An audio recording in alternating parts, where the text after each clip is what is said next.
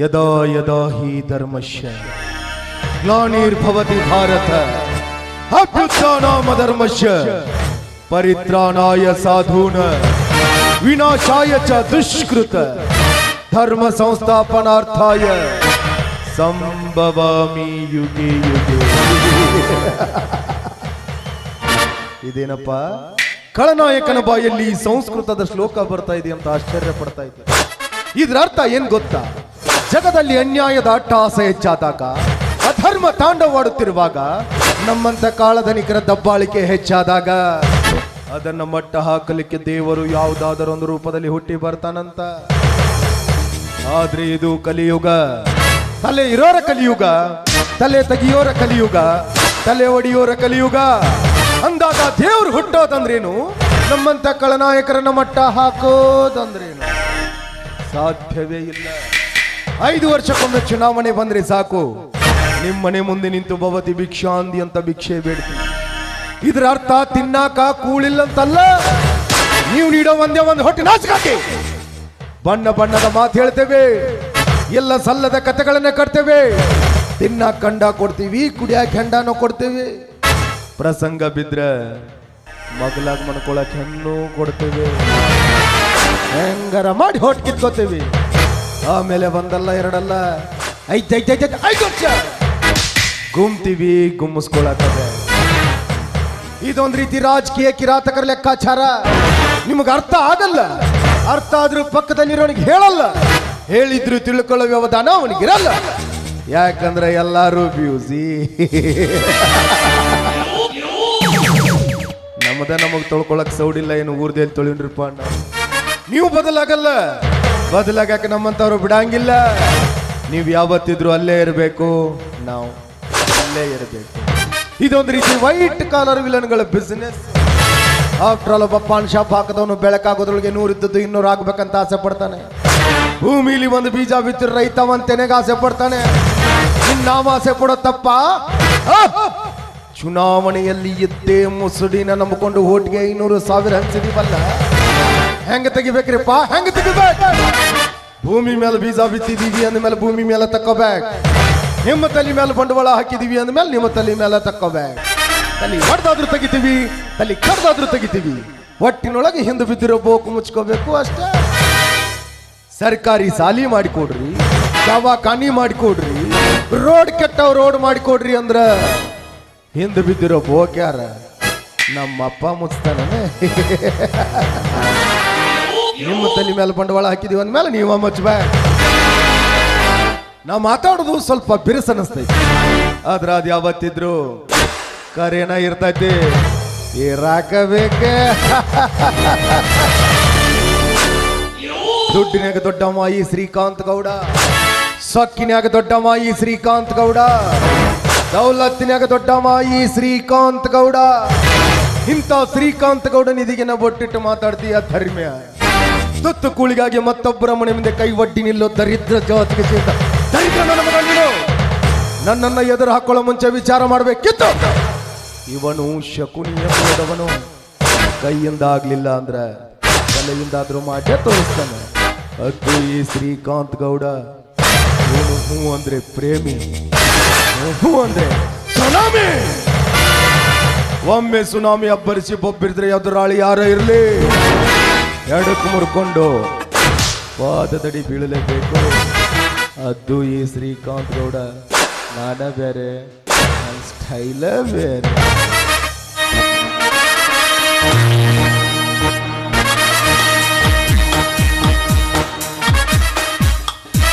ಅಲ್ಲ, ನಮ್ಮ ಈ ಗೌರಿ ಅವ ಬೆಲೆ ಹಾಳಾಗಿ ಹೋಗ್ತಾನಂತೇನ್ರಿ. ಸಾಕಾಗೈತಿ ಅವನ ಕಾಲಾಗ. ಮನಿ ಅನ್ನಂಗಿಲ್ಲ, ಮಾರ ಅನ್ನಂಗಿಲ್ಲ. ತಿಂಗಳಿಗೊಮ್ಮೆ ಪಗಾರ ಮಾತ್ರ ಕರೆಕ್ಟ್ ಕಟ್ಟ. ಬರ್ಲಿ ಮಗ, ಇವತ್ತು ಹಿಂಬುರಿಕಿ ತಾರಿನ ಕಂಬ ಏರಿಸ್ತು.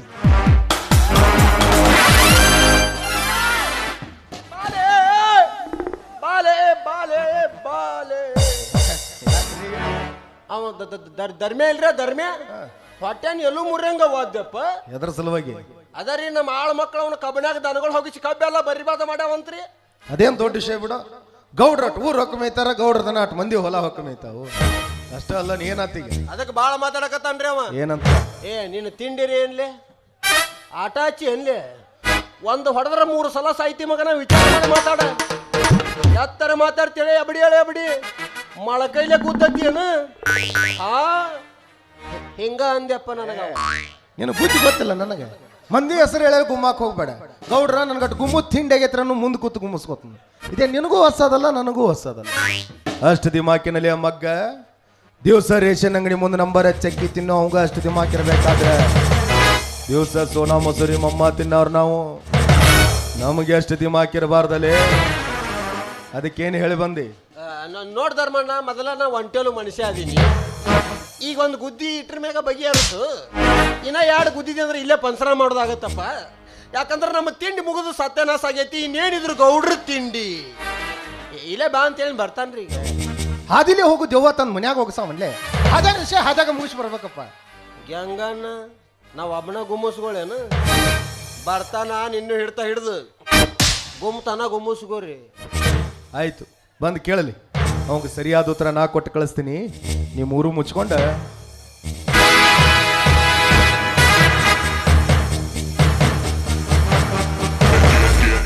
ನಮಸ್ಕಾರ ರೀ ಗೌಡ್ರಿಗೆ.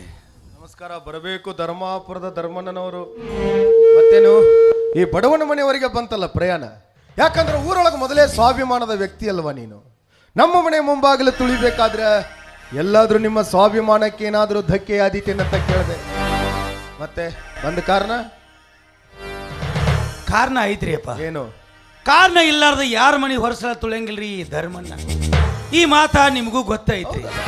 ಏನಿಲ್ರಿ ದನ್ಯಾರ, ನಿನ್ನೆ ನಿಮ್ಮ ಆಳುಗಳು ನಮ್ಮ ಹೊಲದಾಗ ದನಗಳು ಹೋಗಿಸಿ ನಿತ್ ಕಬ್ಬೆಲ್ಲ ಕೆಡವಿ ಭಾಳ ಲುಕ್ಸಾನ ಮಾಡಿ.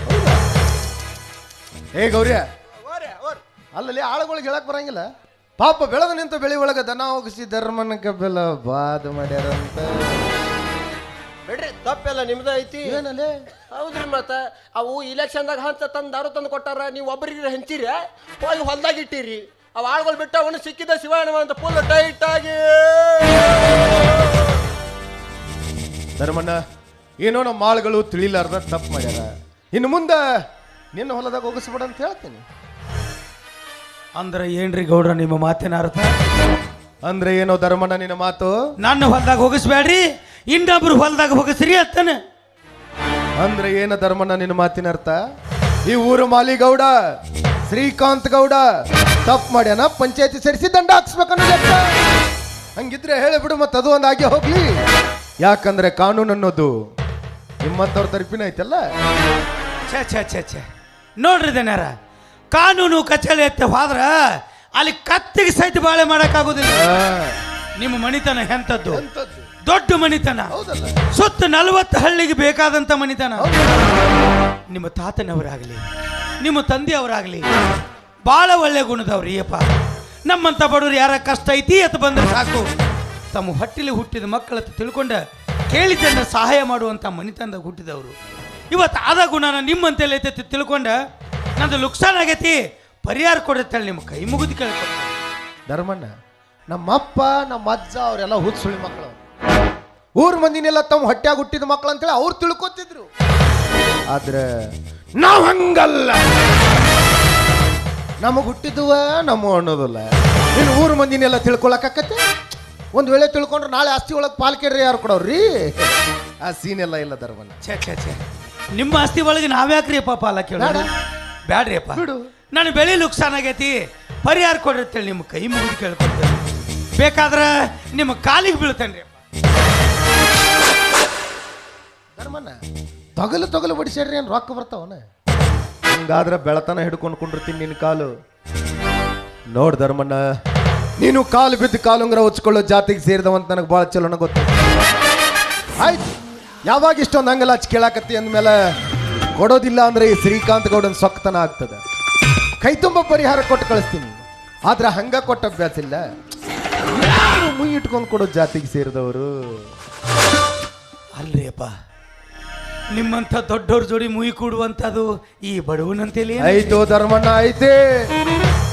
ಜಗತ್ನ್ಯಾಗ ಯಾವ ಬೇಕಾದವ ಎಷ್ಟು ದೊಡ್ಡವ ಇರ್ಲಿ, ಒಂದಿಲ್ಲ ಒಂದು ದಿವಸ ಒಬ್ಬನತ್ತೆ ಕೈ ಒಡ್ಡಾಕಬೇಕ. ಐತಿ, ನನಗೆ ಬೇಕಾಗಿರೋ ವಸ್ತು ನಿನ್ನ ಹತ್ರ ಐತಿ, ನಿನಗೆ ಬೇಕಾಗಿರೋದು ನನ್ನ ಹತ್ರ ಐತಿ. ಸ್ವಲ್ಪ ದೊಡ್ಡ ಮನಸ್ಸು ಮಾಡಿ ಅದೆಲ್ಲ ಬದಲಿ ಮಾಡ್ಕೊಂಡ್ರೆ ಇಬ್ಬರಿಗೂ ಅನುಕೂಲ. ಅಲ್ರಿ ಅಪ್ಪ, ನಂದಲ್ಲಕ್ಕೆ ಏನೈತ್ರಿ? ಅದೊಂದು 3 ಎಕರೆ ಹೊಲ ಐತ್ರಿ, ಇನ್ನೊಂದು 3 ಪತ್ರಾಸ್ ಮನಿ.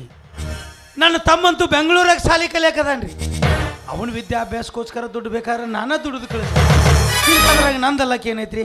ನೋಡ್ರಿ ಜನಾರ, ನೀವು ಹಿಂಗೆ ಅಡ್ಡುಗೋಡಿ ಮೇಲೆ ದೀಪ ಇಟ್ಟಂಗೆ ಮಾತಾಡಿದ್ರೆ ನನಗೊಂದು ಸ್ವಲ್ಪ ತಿಳಿವಲ್ದ. ಸ್ವಲ್ಪ ತಿಳಿಸಿ ಹೇಳಿಲ್ಲ, ತಿಳ್ಕೊಳ್ಳೋ ಶಕ್ತಿ ಐತಿ. ಮೊದಲೇ ಹೆಬ್ಬಟ್ಟು ಮನುಷ್ಯ ಅವ, ಅವನೇನು ಗೊತ್ತಾಗತಿ? ಹೇಳ. ನೀವೇ ಸ್ವಲ್ಪ ಸೊನ್ನಿ ಮಾಡಿ ಹೇಳ್ರಿ. ಏನಿಲ್ಲ ಧರ್ಮನ, ಕೈ ತುಂಬ ದುಡ್ಡು ಕೊಟ್ಟು ಕಳಿಸ್ತೀನಿ. ನಿನ್ನ ತಮ್ಮನ ಶಿಕ್ಷಣ ಕೊಡು, ನೀನು ಬಿಂದಾಸ್ ಆಗಿರು. ಆದ್ರೆ ಅದಕ್ಕೆ ಪ್ರತಿಯಾಗಿ ಒಂದು ದಿವಸ ನೀನ್ ಹೆಂಡತಿನ ಕಳಿಸ್ಕೊಡು. ನೀ ಮಾತಾಡು ಮಾತು ಕೇಳಿದ್ರ ನನ್ನ ತಾಯಿನ ನಾನು ಬೆದಂಗಾಕತಿ. ಲುಚ್ಚ ನನ್ನ ಮಗನ, ಲೋಪರ್ ನನ್ನ ಮಗನ, ಕತ್ತಿ ಅಂತ ನನ್ನ ಮಗನ, ಕಚ್ಚರ್ಕ ನನ್ನ ಮಗನ. ಬರು ಮನಿ ಹೆಣ್ಣು ಮಕ್ಕಳಂದ್ರ ಏನಂತ ತಿಳ್ಕೊಂಡಿಲ್ಲ. ವಸ್ತು ಮುಚ್ಚು ಬಾಯಿ. ಭೋಗದ ವಸ್ತು ಅಂತೆ, ಭೋಗದ ವಸ್ತು. ಗೌಡ, ನೀನು ನಿಂತಿರುವ ನೆಲ ಒಂದು ಹೆಣ್ಣು, ಕುಡಿಯುತ್ತಿರುವ ಜಲ ಒಂದು ಹೆಣ್ಣು.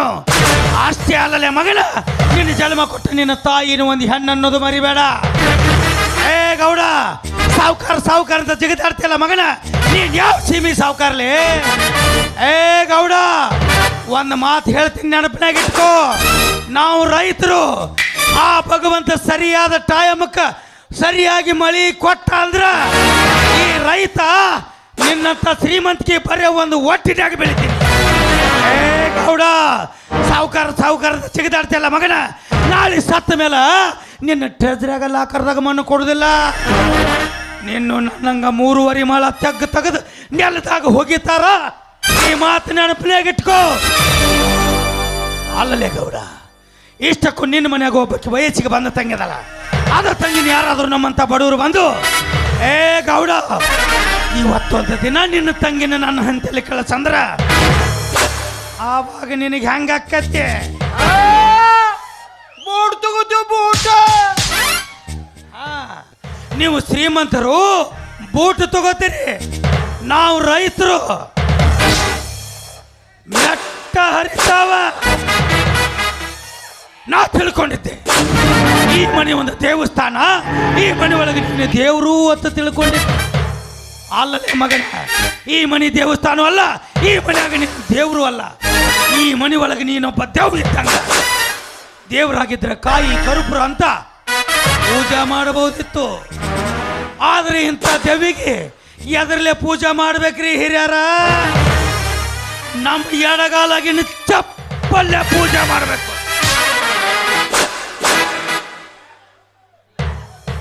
ಗೌಡ, ಅಲ್ಲೇನು ನೋಡ್ತಿಲ್ಲ? ಇಲ್ಲಿ ನೋಡಿ, ಇಲ್ಲಿ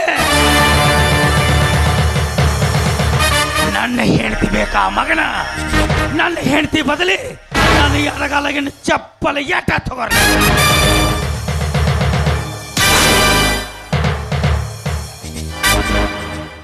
ಗೌಡ, ಈ ವಿಷಯ ಇಟ್ಟಕ ಬಿಟ್ಟಿ ಸರಿ. ಇತ ವಿಷಯ ಏನಾದರೂ ಮುಂದುವರಿಸಿದ ಕರೆ ಆದ್ರ ನಿನ್ನ ರುಂಡ ಕಡ್ದು ನಮ್ಮೂರ ಬಾಗಿಲಿಗೆ ಕಟ್ಟಲಿಲ್ಲ.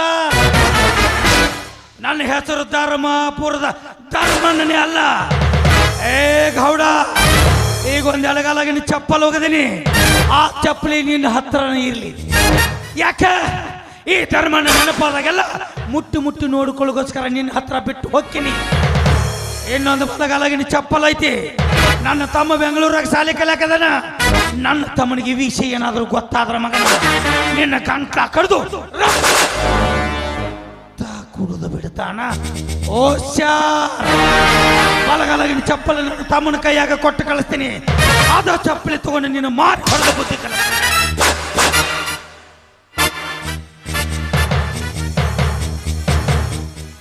ಗೌರ್ಯ, ರಾಂಡಿ ಮುಸುಕ್ ಹಾಕಬೇಡ. ನಿಮ್ಮಂತ ಲುಚ್ಚಾಗೋಳಿರೋದ್ರಿಂದನ ಇಂಥ ಶ್ರೀಮಂತರ ದಬ್ಬಾಳಿಕೆ ಜಗತ್ತಿನಾಗ ಹೆಚ್ಚಾಗತೈತಿ. ಹೊರಗೆ ಬಾರ್ಲೆ ಮಗನ, ಬೀರ್ ದೇವ್ರ ಜಾತ್ರೆಯಾಗ ನಿನ್ನ ಗುಡಿ ಮುಂದೆ ಹಾಕಿ ಉಳ್ಳಾಡ್ಸಿ ದನಗಳ ಜಾತ್ರೆಯಾಗ ಗಟಾರದಾಗ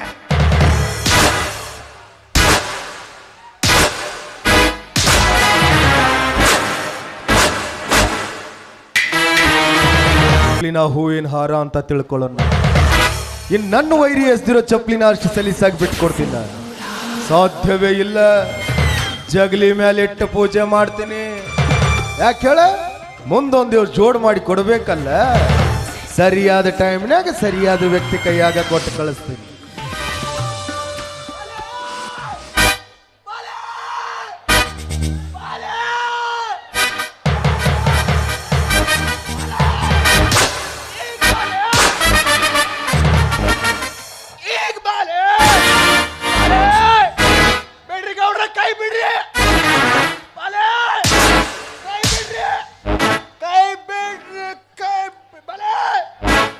ಅಲ್ಲೇ ನಿಂತೀರಿ ನೀವು.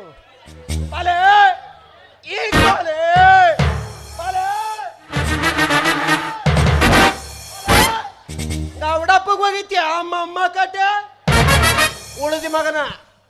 ಅಕಸ್ಮಾತ್ ಗೌಡಗ್ ಹೋಗದಾಗ ನನಗೆ ಹೋಗದಿದ್ದಿ ನಿನ್ನ ಇಲ್ಲೇ ಕಾಲಾಗ ಕಚ್ಚ ಇದ್ದಾಗ ಮಾತಾಡ್ಲಿಲ್ಲ ಮಗ, ಹೋದ್ಮೇಲೆ ಇದ್ದಾಗ ಮಾತಾಡ್ಬೇಕು. ಏನ್ ಮಾತಾಡ್ತೀರಿ ಅವ್ ಮೊದಲ 2 ಚಪ್ಪಲ್ ಹಾಕೊಂಬಂದಾನ. ಎಲ್ಲಾರು 3 ಹಾಕ್ತಾರನ. ಇದ್ದಾಗ ಮಾತಾಡ್ರಿ ತಂದು ಒಂದು ನಿಮಗೆ ಹೆಟ್ಟ್ಯಾನ. ಅಕಸ್ಮಾತ್ ನಡಬಾರಕ ಬಾಯಿ ಹಾಕಿದ್ದೆ ಅಂದ್ರೆ ಅದು ನನಗೆ ಹೆಡ್ತಿದ್ದೆ. ಒಟ್ಟು ಏನ್ ಹಿಟ್ರು ಗೌಡಗ ಹೆಟ್ಲೇನ? ಹೌದ್ರಿ, ಊರ ದೊಡ್ಡವ್ರ ಕಿರಿ ಬೇಕಂದಾಗ ಗಟ್ಟಿಸ್ಕೋಬೇಕು, ಬ್ಯಾಡ ಅಂದಾಗ ನಿಮ್ಮಂತವ್ರ ಕಾಲಾಗ ಸಿಕ್ಕಿ ಕೆಟ್ಟಿಸ್ಕೋಬೇಕು. ಏ ಗೌರಿಯ, ಹೋಗೋಕ್ ಮುಂಚೆ ಒಂದ್ ಮಾತು ಹೇಳ್ದವನು. ಊರಿ ಅವ್ರ ತಮ್ಮೇನೆ ಬೆಂಗಳೂರು ಸಾಲಿ ಕಲಿತಾನಂತ್ರಿ. ಅಲ್ಲೇನ್ರಿ ಸರ್ಕಲ್ದ ಎಗರೆ ಅಂಗಡಿ ಇಟ್ಟಾನ. ನೀ ಏನು ಹರಿದ ಗಂಟೆ ಹಾಕ್ತೀವೋ ಬಿಡ್ತೀವೋ ನನಗೆ ಗೊತ್ತಿಲ್ಲ. ಅವನು ಫೋನ್ ನಂಬರ್ ಫೋಟೋ ಸಹಿತ ತಂದು ನನಗೆ ಒಪ್ಪಿಸ್ಬೇಕು. ಒಪ್ಪಿಸ್ಲಿಲ್ಲ ಭಾಳ ದಿವಸ ಮನಿ ಜಂತಿಗೆ ಯಾವ ಹೆಣ ಜೋತಾಡಿಲ್ಲ. ಫಿಕ್ಸ್. ಗೌಡ್ರ ಅವನ ಫೋಟೋ ಯಾಕ್ರಿ? ಬೇಕಂದ್ರೆ ಅವ್ರ ಅವನ ಆಧಾರ್ ಕಾರ್ಡ್ ಸಹಿತ ತರ್ತೀನಿ. ಅವ್ರ ಅವನ ಆಧಾರ್ ಕಾರ್ಡ್ ತಗೊಂಡು ನಾ ಏನು ಮಾಡಲಿ? ಅಕಸ್ಮಾತ್ ಕರ್ಕೊಂಡ್ ಬರ್ಬೋದು ಅವ್ ಎಕ್ಸೆಪ್ಟ್ ಆದಂದ್ರ ರೀ ಅವ್ರ ಅವನ ಆಧಾರ್ ಕಾರ್ಡ್ದ ಮನಿ ಅಡ್ರೆಸ್ ಇರ್ತೈತಿಲ್ರಿ, ಹಿಡ್ಕೊಂಡ್ ಬರೋದ್ರಿ ಹೋಗಿ. ಯಾಕೆ ಅವನ ಆಧಾರ್ ಕಾರ್ಡ್ದಾಗ ಇರೋದಿಲ್ಲ ಅಡ್ರೆಸ್? ಅವ್ನು ಪಾಕೆಟ್ ಇಟ್ಕೊಳ್ದ ಬಿಟ್ಟ ನಿನ್ನ ಆಧಾರ್ ಕಾರ್ಡ್ ಎಲ್ಲಿ ತರ್ತಾನ್ರಿ? ಬರೇ ಟೈಯಲ್ಲಿ ಜೊಕೊಂಬರ್ತೀನಿ ರೀ ಅವನು. ಅವನೇನು ಬೆಕ್ಕಿನ ಮರಿ ಮಾಡಿದೇನ್ಲೇ? ಹಂಗಲ್ರಿ, ಗೌಡ ಕರ್ಯಾಕತ್ತಾರ ಬಾ ಅಂತಾನ ಅಂತ ಹೇಳಿ ಒಳಗಿಡೋದು. ಇದನ್ನ ಹೋಗಿ ಏನು ಫ್ರಿಜ್ನಾಗ ಇಡ್ಲೇನ್ರಿ? ಎಲ್ಲ ಜಗಲಿ ಮೇಲೆ ಇಡೋಗ. ಶಬಾಷ್ ಧರ್ಮಣ್ಣ ಶಬಾಷ್. ನನ್ನ ಮನೆಗೇನ ಬಂದು ನನ್ನ ಎದುರನ್ನ ನಿಂತು ನನ್ನ ಎದಿಗೇನ ಬೊಟ್ಟಿಟ್ಟು ಮಾತಾಡ್ತಿ ಅಂದ್ರೆ ಮೆಚ್ಚಬೇಕ್ಲೇ ಮಗನ. ನಿನ್ನ ಗಂಡಸ್ತ ನಾನು ಇರ್ಬೇಕು. ಜೀವನದೊಳಗೊಬ್ಬ ವೈರಿ ಇರಬೇಕು ಅಂದ್ರೆ ಜೀವನಕ್ಕೊಂಥರ ಥ್ರಿಲ್ ಇರ್ತೈತಿ. ಧರ್ಮ ಧರ್ಮ ಕರ್ಮಗಳ ಯುದ್ಧದಲ್ಲಿ ಗೆದ್ದದ್ದು ಧರ್ಮನೇ ಇರಬಹುದು. ಆದ್ರೆ ಕೊನೆಯ ಪ್ರವೇಶದವರೆಗೂ ಧರ್ಮದ ನೆತ್ತಿಯ ಮೇಲೆ ಕಾಲಿಟ್ಟು ಅಟ್ಟಹಾಸ ಮೆರೆಯೋದು ಈ ಶ್ರೀಕಾಂತ್ ಗೌಡನ ಕರ್ಮ ಅನ್ನೋದು ನೆನಪಿರಲೇ. ನಾನ್ ಟ್ರೈನಿಂಗ್ ತಗೊಂಡು ವಿಲನ್ ಆದವನಲ್ಲ, ಹುಟ್ಟುವಾಗ್ಲೇ ವಿಲನ್ ಅಂತ ಹುಟ್ಟುವ